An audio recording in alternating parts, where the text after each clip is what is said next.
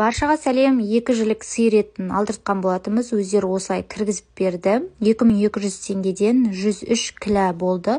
Сонда барлығы қанша теңге болды? Осындай май, ішек, жүрек, бөтеке барлығын әкеп берді. Біздің үйде еттерін бәрін енем жайғастырады, қақтайды, тұздайды. Ал сіздің үйіңізде кім реттейді етті? Одан кейін маған осындай фарштың еттерін дайындап берді. Өзі бешбармақтың еттерін осылай тұздап дайындап қойды. Кейін холодильникке осындай ет қалдырып қойдық. Бала кезімізде мамам осындай майларды шыжғыртып қуырып беретін, нан қосып жейтінбіз. Ал қазір біз бұны тек фаршқа қосамыз, және де бөлек өзін мясорубкіден өткізіп қойып қоямыз. Ал сіздер қалай қолданасыздар?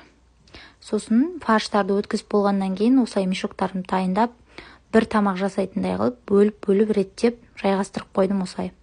Алып, ерітіп, манты жасай беруге өзіме ыңғайлы. Сосын манағы майларды осылай бөлек өткізіп қойдым. Самсаға, қаттама нанға керек кезде қолдана берем. Мына жақта 17 фарш шықты, барлығын жайғастырып морозилькке сап қойдым.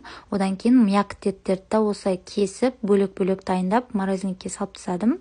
Және де тұздалған еттерді осылай мешокқа бөліп салып тастадық. Мен мына жіліктердің аттарын айырып білмейді екенмін. Кәрі жілік, төс деп айтып жатады ғой.